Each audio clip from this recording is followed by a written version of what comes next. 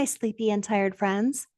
If you're struggling with fatigue and low energy, you're in good company, as some statistics show that up to 80% of Americans struggle with fatigue on a regular basis. I'm going to walk you through some easy steps to follow to get your energy back. The number one thing I recommend is starting with good hydration.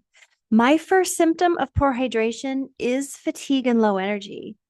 I just get busy and distracted and miss earlier signs. Now, don't fuss with me on this one. I have a lot of clients and family who tell me they get plenty of water and they do drink throughout the day. But sipping all day on a small 20-ounce bottle of water only tricks you into thinking that it's a lot. And the truth is, it's not enough. So, how much water do you need? Well, bodies aren't calculators, and we don't all need the same amount. Active people need more water. Anyone who works outside in the heat will need a lot more than a sedentary desk worker like me, who's in the air conditioning all day. However, we do need some measurable guidelines regarding water so that we know if we're close or far from ideal. The general guidelines for water intake are: take your weight in pounds, divide them in half, and then drink this number in ounces every day. Okay, so if you weigh 200 pounds, you should shoot for about 100 ounces of water daily. Remember, your actual need for water will vary. Your body isn't a calculator, but this target is going to help you get started. My second tip for improving fatigue and low energy is something else you're probably going to want to fuss with me on, but you must exercise. I know you feel too tired. I know, but exercise creates energy. Don't fuss with me on this. It's a key component of you feeling better. You have permission to just start with gentle stretching. Lay on the floor and do some simple daily stretches. Not when you feel like it. Do it when you don't feel like it. Do it every day.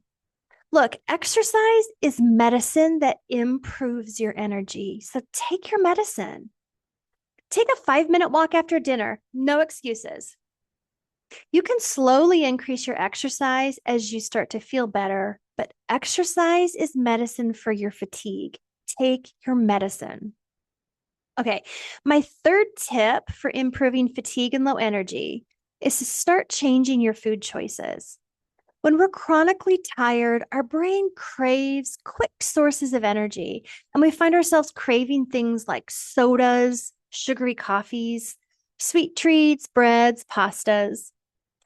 These give you a burst of energy, and we do feel better for about 20 minutes. But over time, this type of eating causes us to feel like hot garbage all day, every day, day in and day out. So instead, severely limit sweets and simple carbohydrates and replace them with high protein choices instead. When I'm working with someone who needs to drastically change their diet, I recommend they just start with breakfast. Completely overhauling your diet all at once is a recipe for failure. Start small. Start with water, obviously, and then just start changing your breakfast. I want you to try to get about 25 to 30 grams of protein for breakfast. Now, that's assuming that your doctor hasn't restricted your protein. This much protein for breakfast takes forethought and planning, but it's a step that can dramatically change your energy levels. We have the most willpower we'll ever have during the day in the morning. Willpower fades and fatigues as the day goes by. So set yourself up for success by just starting with good, high protein breakfast.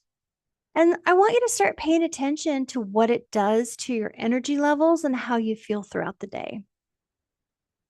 Okay, tip number 4 is get good sleep. Now, you're probably thinking, well, duh, Karen, I'm trying to sleep, but sleep is elusive. I know, and it's not your fault. You may have to implement water, exercise, and improve nutrition before your sleep can improve. For even more information on sleep, I want you to check out my episode called How to Improve Your Sleep, where I walk you through a lot more tips to improve your sleep. But for now, understand, I know you might be struggling to sleep, but work on the other things first. Okay, tip number 5 for improving fatigue and low energy is to manage your energy drains. Right now, I want you to sit down and make a list of everything that drains your energy and commit to managing them. Energy drains I frequently see in my clients are messy house, toxic coworkers, poor boundaries with family members, working a job you hate, introverts who don't get enough solitude. For my fellow introverts, too much peopling is very draining. Also, highly sensitive people need to manage their environment. So if noise is overstimulating, it's going to drain your energy. If too much lighting or a rough texture on your clothing is overstimulating, it's going to drain your battery. You have permission to manage your environment and limit your exposure to people or things that drain your energy. There, that's what I have.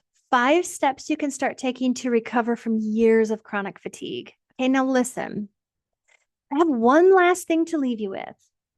If you implement all 5 steps and you still have some lingering fatigue, you likely have something called food sensitivity, and an elimination diet can do wonders to change your life. But the elimination diet can sometimes be a tiny bit complicated and overwhelming. So I want you to start with these 5 steps I've outlined for you here first. Okay, that's all for now. Remember, this one life is your great adventure. I bless you with a saltiness in your life that makes people around you thirsty for living water.